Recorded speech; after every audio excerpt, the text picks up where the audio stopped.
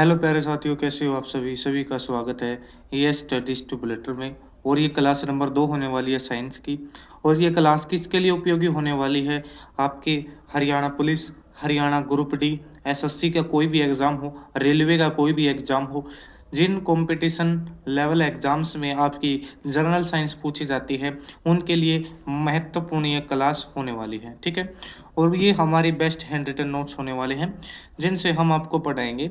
और मैं ये दावा करता हूँ कि आप इतना पेड कोर्स में भी नहीं पढ़ोगे जितना हम आपको यूट्यूब पे फ्री दे देंगे। ठीक है, और सारा का सारा जो कोर्स है हरियाणा ग्रुप डी के लिए बिल्कुल फ्री में हम आपको करवाएंगे। ठीक है, रेलवे ग्रुप डी के लिए भी ये बहुत इंपॉर्टेंट रहने वाली है क्लास। ठीक है, इसका लेवल बहुत अच्छा होने वाला है। तो साथियों, ज़्यादा देर न करते हुए मैं वीडियो को स्टार्ट करता हूँ। अगर आपको पीडीएफ चाहिए, अगर आप इस पूरे नोट्स की पीडीएफ लेना चाहते हो, तो डिस्क्रिप्शन बॉक्स में वही हमने टेलीग्राम चैनल का लिंक दे दिया है, वहाँ पे जा सकते हैं। और बायोलॉजी की जो पीडीएफ होने वाली है उसका जो प्राइस होने वाला है भाई वो 50 रुपये होने वाला है। क्योंकि देखो, हम सब कुछ मटेरियल आपको फ्री में दे रहे हैं, वीडियो भी आपको फ्री में दे रहे हैं, पर जो हमने ये इतने मेहनत से ये नोट्स बनाए हैं, हम सिर्फ उनका मात्र 50 रुपये ही आपको ले रहे हैं, ज़्यादा रुपये हम आपसे चार्ज नहीं कर रहे हैं। तो शुरुआत करते हैं भाई। एनिमल फाइलम को पढ़ेंगे और इसमें पोरीफेरा को पढ़ेंगे। ठीक है, पोरीफेरा देखेंगे कि ये छिद्र धारण करने वाले जीव होते हैं। देखो ऐसे होते हैं पोरीफेरा, और इनके अंदर ना छिद्र होते हैं। ठीक है, और इनमें दो तरह के छिद्र मिलते हैं। कितने तरह के? इनमें ना दो तरह के छिद्र मिलते हैं। एक तो ओस्टिया, जो बहुत सारे होते हैं, जो छोटे छोटे हैं तो बहुत सारे, और एक जो बड़ा छिद्र होता है उसे ओस्कुलम बोलते हैं। क्या बोला जाता है उसको? ओस्कुलम बोला जाता है। बड़े छिद्र को ओस्कुलम बोला जाता है, छोटे छिद्र को ओस्टिया और बड़े छिद्र को ओस्कुलम बोला जाता है। देखो भाई, जो ओस्टिया के द्वारा पोरीफेरा में जल अंदर जाता है तथा ओस्कुलम के माध्यम से जल बाहर जाता है। ओस्टिया के माध्यम से पोरीफेरा में जल अंदर और ओस्कुलम के माध्यम से जल बाहर जाता है। यह हमारा क्या है? एक पोरीफेरा है। इसके अंदर कुछ खाली स्पेस होता है, उस खाली स्पेस को पैरागैस्ट्रिक कैविटी या स्पोंजियोसील बोलते हैं। स्पोंजियोसील या पैरागैस्ट्रिक कैविटी बोला जाता है। ठीक है, पोरीफेरा के अंदर सेंट्रल कैविटी को स्पोंजियोसील कहा जाता है। जो ये सेंट्रल कैविटी होती है उसे क्या बोलते हैं? स्पोंजियोसील बोलते हैं। ठीक है, ये आपको याद रखनी है, बहुत महत्वपूर्ण चीजें हैं भाई ये। ठीक है, आगे चलेंगे। ये डिप्लोब्लास्टिक एनिमल होते हैं। इनमें बाहरी परत पिनाकोसाइट्स और आंतरिक परत कोनोसाइट्स की बनी होती है। ठीक है, ये आप आगे पढ़ोगे डिप्लोब्लास्टिक ट्रिप्लोब्लास्टिक। ठीक है, ये आप उसमें समझ में आ जाएंगे। ठीक है, ये डिप्लोब्लास्टिक एनिमल होते हैं। बस इतना याद रखो कि कैसे एनिमल होते हैं। ये डिप्लोब्लास्टिक एनिमल होते हैं। कैसे एनिमल होते हैं? डिप्लोब्लास्टिक एनिमल होते हैं। इनमें बाहरी परत होती है। जो इनमें जो ये बाहरी परत है ना, ये बाहरी परत है, मैं बता देता हूँ। जो देखो ये बाहरी परत होती है, ये किसकी बनी होती है? ये बाहरी परत आपसे पूछ ले तो पिनाकोसाइट्स की बनी होती है। और आंतरिक परत किसकी बनी होती है? कानोसाइट्स की। किन की बनती है? कानोसाइट्स की। आपसे पूछा जा सकता है कि जो पोरीफेरा होते हैं उनकी जो बाहरी परत है किन की बनी होती है? पिनाकोसाइट्स की। और आंतरिक परत कानोसाइट्स की बनी होती है। जो पोरीफेरा में रिप्रोडक्शन है वो प्रजनन किस प्रकार का होता है? इनमें एसेक्सुअल रिप्रोडक्शन और सेक्सुअल रिप्रोडक्शन दोनों होता है। एसेक्सुअल रिप्रोडक्शन भी होता है और सेक्सुअल रिप्रोडक्शन भी होता है। एसेक्सुअल रिप्रोडक्शन किसके द्वारा? बडिंग। बडिंग क्या होता है? मुकुलन और जैमुल्स। ठीक है, और भाई सेक्सुअल रिप्रोडक्शन अमीबोसाइट्स के द्वारा होता है, आर्कियोसाइट्स के द्वारा, कानोसाइट्स। कानोसाइट्स इनकी आंतरिक परत है ना, तो कानोसाइट्स इनके सेक्सुअल रिप्रोडक्शन में क्या करती है? मदद करती है। अमीबोसाइट्स, आर्कियोसाइट्स और कानोसाइट्स। अमीबोसाइट्स, आर्कियोसाइट्स और कानोसाइट्स। ठीक है, जो एसेक्सुअल रिप्रोडक्शन होता है बडिंग और जैमुल्स के द्वारा होता है। समझ में आ गया? ये सारी चीजें याद रखनी है। आगे जो पिनाकोसाइट्स, पिनाकोसाइट्स क्या होती है? बाहरी परत होती है। पोरीफेरा की बाहरी परत होती है। पिनाकोसाइट्स को कोलर सेल भी कहते हैं। वेरी इंपॉर्टेंट है भाई। इसे क्या कहा जाता है? कोलर सेल भी कहा जाता है। ठीक है, तो साथियों देखिए हमारे बेस्ट एंड रिटन नोट्स हैं। उम्मीद कर रहा हूँ कि आपसे इनसे अच्छा समझ में आ रहा होगा। अगर आप इनकी पीडीएफ लेना चाहते हो तो टेलीग्राम चैनल ज्वाइन कीजिए, वहाँ पे आपको 50 रुपये पे करने हैं और आपको इसकी पीडीएफ मिल जाएगी। ठीक है, और टेलीग्राम का लिंक हमारे डिस्क्रिप्शन बॉक्स में हमने दे दिया है। ठीक है, अब आगे देखेंगे कुछ कॉमन साइंटिफिक नेम्स देखेंगे of some members of Porifera, मतलब ये कुछ सामान्य प्रजातियां हैं और उनके वैज्ञानिक नाम हैं। देखो एक कांच की रस्सी का स्पंज होता है, कांच की रस्सी का स्पंज, ऐसे ऐसे प्रश्न पूछे जाते हैं कि जो कांच का रस्सी का जो स्पंज होता है उसका क्या नाम होता है, हाइलोनीमा। हाइलोनीमा क्या होता है, हाइलोनीमा होता है। ठीक है, आप कैसे याद रख सकते हैं, जैसे जब आपको कांच चुभता है, जब आपको कांच चुभता है तो आप किसका नाम लेते हो, हाय हाय हाय हाय नहीं करते हो। ठीक है, हाइलोनेमा ऐसे याद रख सकते हो। स्नान स्पंज भाई वेरी इंपॉर्टेंट है। स्नान स्पंज कौन सा होता है, यूस्पोंजिया। यूस्पोंजिया कैसा होता है, स्नान स्पंज होता है। नहाने का जो स्पंज होता है उसे यूस्पोंजिया बोलते हैं। मीठे पानी का स्पंज बहुत इंपॉर्टेंट है, उसे स्पोंजिला बोला जाता है। मीठे पानी का स्पंज क्या होता है, उसे स्पोंजिला बोला जाता है, मीठे पानी के स्पंज को। कलश स्पंज, कलश स्पंज क्या होता है, स्काइफा। कलश स्पंज क्या होता है, स्काइफा। याद रखेंगे जो कलश स्पंज है वो होता है हमारा स्काइफा होता है। वीनस की फूल टोकरी, वीनस फूल टोकरी इंपॉर्टेंट है, बहुत इंपॉर्टेंट है। तो यू प्लेक्टेला, ठीक है, फूल देखो फूल और प्लेक्टेला, ठीक है। वीनस फूल टोकरी यू प्लेक्टेला, याद रखेंगे वीनस फूल टोकरी यू प्लेक्टेला होता है, क्या होता है, क्या होता है, यूप्लेक्टिला। आगे चलेंगे कटोरा स्पंज, एक कलश स्पंज था, कलश स्पंज था स्काइफा, और कटोरा स्पंज था क्या है, नीरोनीमा। क्या है, नीरोनीमा। आगे है मृत व्यक्ति की उंगली पर कौन सा स्पंज होता है, कैलिना। कौन सा होता है, कलीना। क्या होता है, कलीना। ठीक है, मृत व्यक्ति की उंगली पर कौन सा स्पंज होता है, कलीना होता है। बोरिंग स्पंज कौन सा होता है, क्लोइना।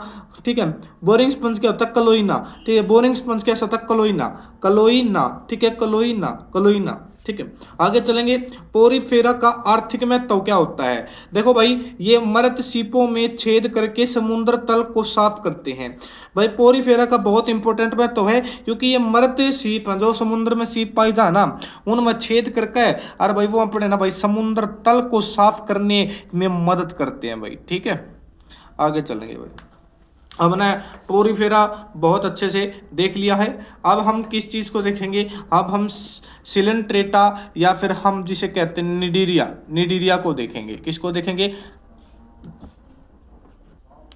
अब आगे पढ़ेंगे हम सिलेंट्रेटा, और सिलेंट्रेटा का दूसरा नाम है निडीरिया। क्या पढ़ेंगे, सिलेंट्रेटा, और सिलेंट्रेटा का दूसरा नाम है निडीरिया। जो सिलेंट्रेट्स होते हैं, जो निडीरिया होते हैं, वे जानवर हैं जिनके शरीर में एक विशेष शारीरिक गुहा, मतलब कि बॉडी कैविटी, मतलब खाली स्पेस मिलता है, जिसे क्या बोलते हैं, जिसे गैस्ट्रोवेस्कुलर कैविटी बोलते हैं, या क्या है, सिलेंट्रॉन कैविटी बोलते हैं। सिलेंट्रॉन या गैस्ट्रोवेस्कुलर कैविटी बोला जाता है। और भाई जो हमारे पोरीफेरा में जो कैविटी पाई जाती थी उसको क्या कहा जाता था, बताइए। उसे बोला जाता था भाई स्पॉन्सिल या पैरागैस्ट्रिक कैविटी। ठीक है, देखो आगे ये दो रूप दिखाओ भाई, ये ना दो रूप दिखाते हैं।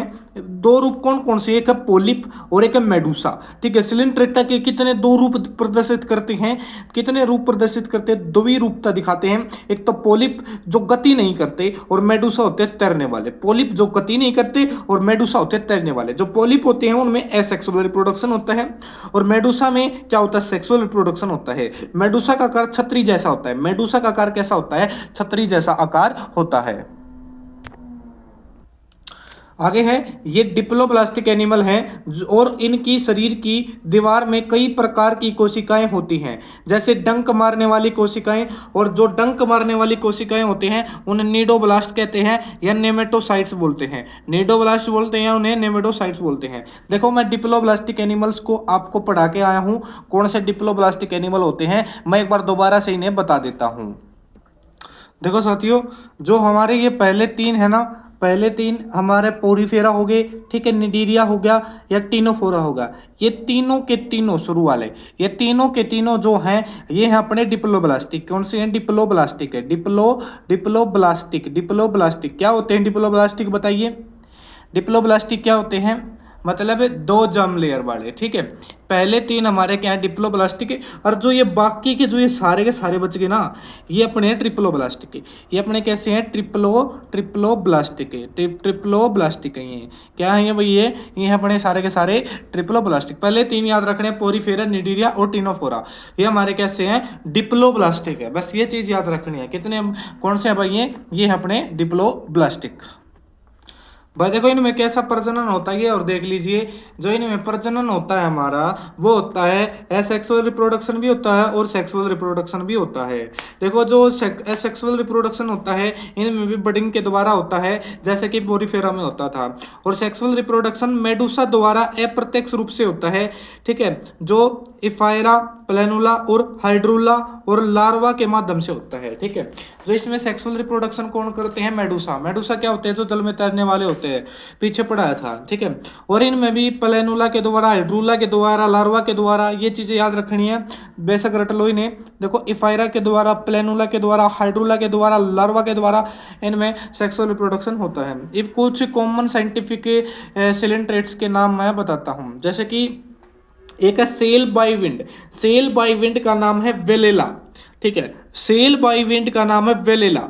सेल बाय विंड वेलेला, याद रखो मेरे साथ, cell by wind Vellala.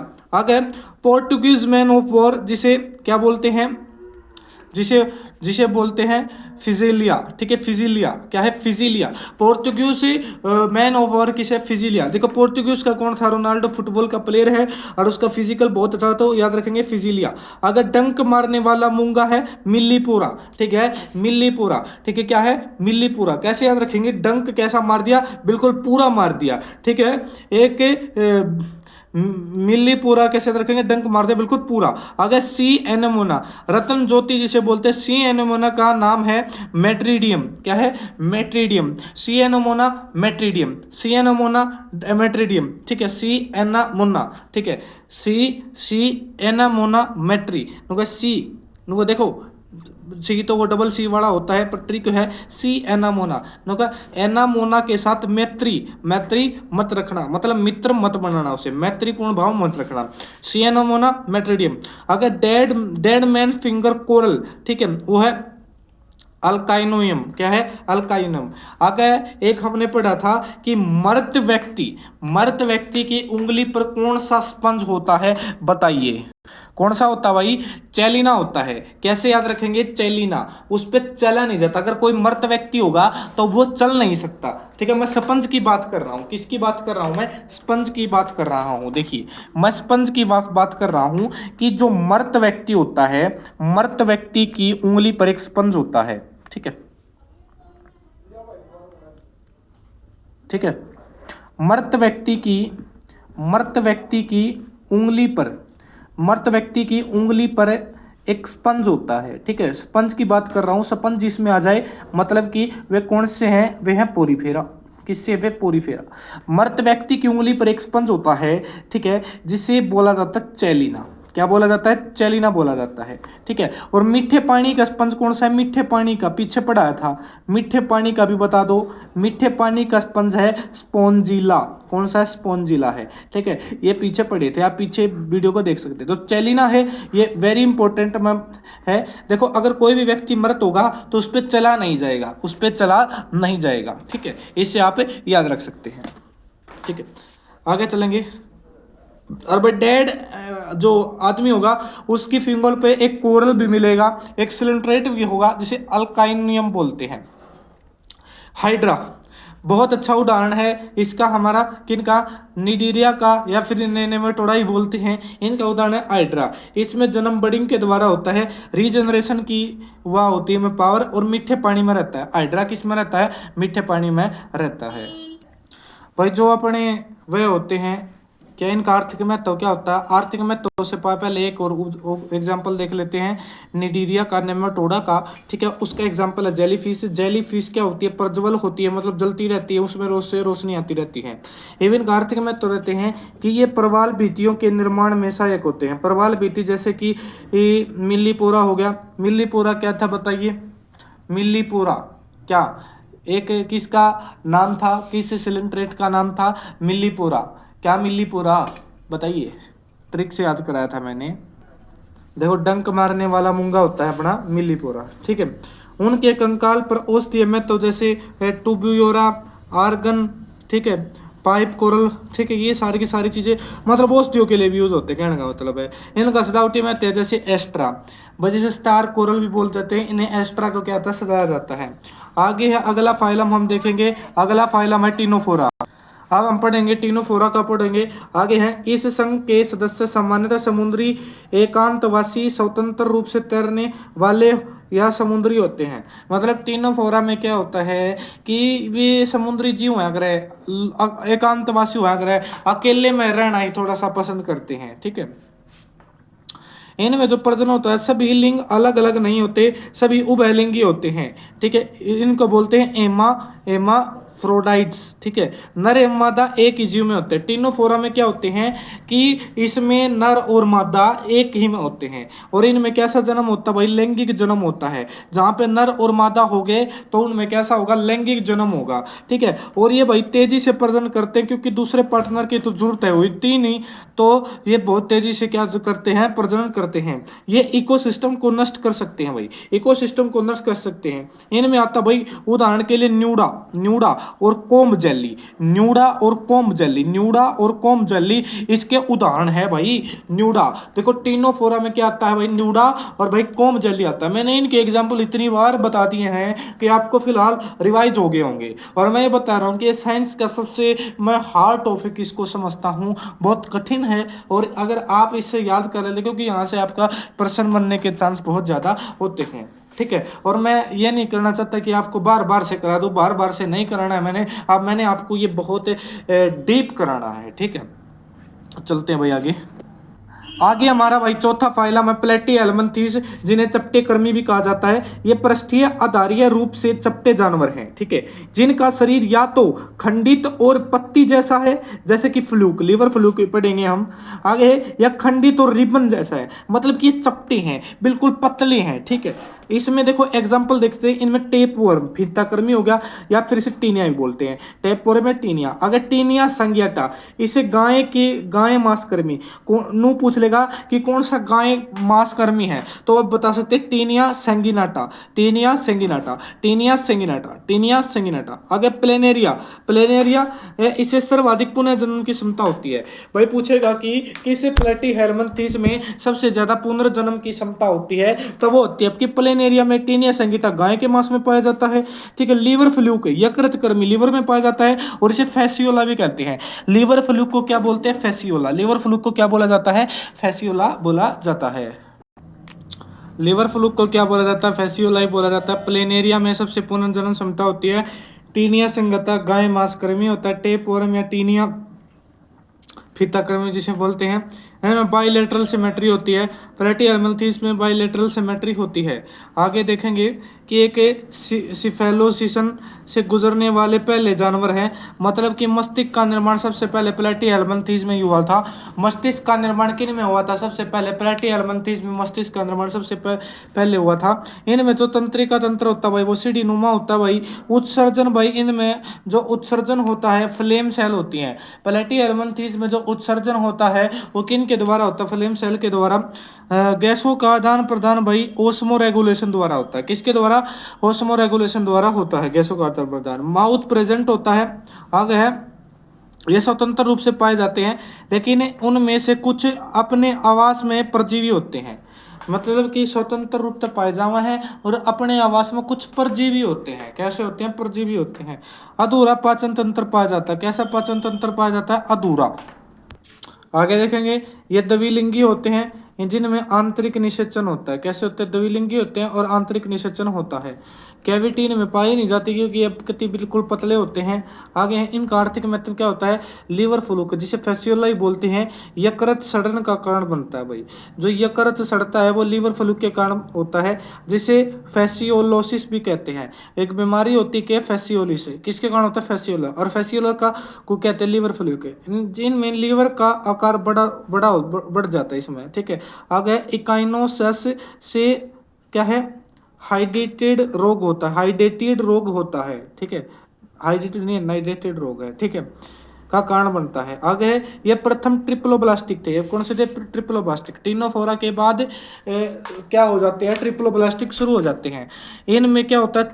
Suckers पाए जाते हैं। क्या पाए जाते हैं? चूसक या सकर्स पाए जाते हैं।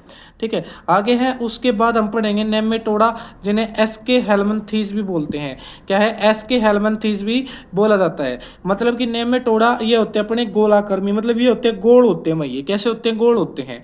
ठीक है, ये लंबे बेलनाकार अखंडित और धागे जैसे जीव होते हैं, जिन्हें सामान्यतः गोलकृमि, बैकवर्म या थ्रेडवर्म भी कहते हैं। और इनमें बायलैटरल सिमेट्री पाई जाती है। और इनमें बायलैटरल सिमेट्री मतलब कि अगर इन बीच में से एक रेखा खींचे तो दो भागों में बढ़ जाएंगे। वैसे ही प्लेटी हेलमंथीस है, जिन्हें बीच में से रेखा खींचे तो वो भी दो भागों में बढ़ जाते हैं। ठीक है, आगे देखते हैं कि इनमें लैंगिक द्विरूपता पाई जाती है तथा नर मादाओं की अपेक्षा छोटे होते हैं। जो नर है ना, मादाओं की अपेक्षा छोटे होते हैं, जिनमें उत्सर्जन ग्लैंड सेल के द्वारा होता है। और वहीं हमारे जो प्लेटी हेलमंथीज में, उनमें कौन सी उत्सर्जन के लिए क्या होता था? फ्लेम सेल होती थी। आगे जो कैविटी होती है, इनमें क्या होता है? सूडोकोल्मिक कैविटी मिलती है। कौन सी कैविटी मिलती है? सूडोकोल्मिक कैविटी मिलती है भाई। कौन सी? सूडोकेविक कैविटी मिलती है। पोरीफेरा में क्या पढ़ी थी हमने? पैरागैस्ट्रिक कैविटी स्पॉन्सिल पढ़ी थी। ठीक है, और हमारी आप कमेंट करके बताएंगे कि आपको सिलेंट्रेटा में कौन सी कैविटी पड़ी थी। ठीक है, कमेंट करके आपने बताना है। संपूर्ण पाचन तंत्र वाले प्रथम जीव थे भाई। संपूर्ण पाचन तंत्र जिनमें वो हुआ था, डेवलप हुआ था, ये पहले जीव थे। कौन थे? गोलाकृमि। ठीक है, आगे है सम एस्केल helminths common name and scientific name, जहां से आपका अक्सर पूछा जाता है। एक गोलाकृमि होता है जैसे राउंड वर्म, जैसे एस्करीज लुम्ब्री सियोड्स बोला जाता है। एस्करीज लुम्ब्री सियोड्स बोला जाता है। क्या है? एस्करीज लुम्ब्री सियोड्स। रूट नोट एल्बोम कौन सा? रूट नोट एल्बोम होते हैं जिसे मेलियोडोगाइन मैरियोनी बोला जाता है। मेलियोडोगाइने मैरियोनी बोला जाता है। ठीक है, आगे है फिलेरियल वोम विचोरिया। ठीक है, फिलेरियम वोम कौन सा? विचोरिया होता है। ठीक है, पीछे का नाम बेशक मत याद रखो। आई वोम इंपॉर्टेंट है। जो आई वोम होता है वो होता है लोइलियो। ठीक है, लोइलियो। आगे है कि है जूनियर वोम होता है, ये होता है ड्रैकू, क्या है ये? ड्रैकुन कुलस मेडिनेसिस। बहुत ही कंफ्यूज मुश्किल नाम है ना, ड्रैकुलस मेडिनेसिस। ये बहुत है, मैं हाई लेवल करा रहा हूँ आपको। देखो पिनवोम होता है, पिनवोम भी इंपॉर्टेंट है, पिनवोम भी इंपॉर्टेंट है, पेपर में पूछा जा सकता है। पिनवोम है एंटोऑर्बियस वर्मिकुलरिस। ठीक है, और विपवोम कौन सा है? ट्रिक्यूरियस ट्रिक्योरा। ठीक है, ये होते हैं हमारे। ठीक है, एक बार इनका स्क्रीनशॉट ले लो और आपको ये याद रखने हैं। स्क्रीनशॉट ले लो। राउंड वोम होता है एस्क्रीज लुम्ब्री स्योर्स। रूट नोट वोम होता है मेलियोडोगाइने मैरियोनी। ठीक है, फिलियरल वोम होता है विचोरिया। आई वोम होता है लियो, और गाइनो वोम होता है ड्रैकुन, क्या है? ड्रैकोनक्लस मेडिनेसिस। ड्रैकोनक्लस मेडिनेसिस। पिनवोम क्या होता है? एंट्रोबियस वर्मिकुलरिस। और विपवोम क्या होता है? ट्रिक्यूरियस ट्रिक्यूरा। ठीक है भाई, बहुत ही इंपॉर्टेंट चीजें हैं, पेपर में प्रश्न आपका पूछा जा सकता है, इसलिए मैं करवा रहा हूं, क्योंकि मेरा टारगेट आपको Haryana group D, railway group D और एसएससी में जो भी साइंस आते हैं उसमें से पूरे के पूरे नंबर दिलवाना मेरा लक्ष्य रहेगा। तो स्क्रीनशॉट ले लीजिए जितने भी साथी क्लास को देख रहे हैं। आर्थिक में तो क्या होता है? एस्क्रिस मनुष्य में एस्केरियासिस का कारण बनता है। आगे है मेलाइडोगाइन जो कि रूट कैनाल वोम है। रूट कैनाल जो रूट नोट एल वोम है। मेलिडोगाइनी का हानिकारक फाइटोपैरासिटिक नेमेटोडा है। ठीक है, हानिकारक फाइटोपैरासिटिक नेमेटोडा है। बहुत इंपॉर्टेंट चीजें मैं आपको कराऊं भाई। चैनल को सब्सक्राइब जरूर कर लीजिए, शेयर जरूर कर लीजिए। अगर आप इसकी पीडीएफ लेना चाहते हो, तो पीडीएफ के लिए आपको टेलीग्राम ज्वाइन करना होगा। टेलीग्राम को अगर आप ज्वाइन करोगे तो इसकी पीडीएफ आपको 50 रुपये लगेंगे, मात्र 50 रुपये। कॉपी करा लेना और बार बार याद करना, और फिर पेपर में मेरे को याद करोगे कि क्या कंटेंट पढ़ाया था। ठीक है, और ऐसा कंटेंट कोई पेड कोर्स वाला पढ़ाए नहीं गा, मैं गारंटी देता हूँ। कर लो तैयारी भाई, जिससे करनी है।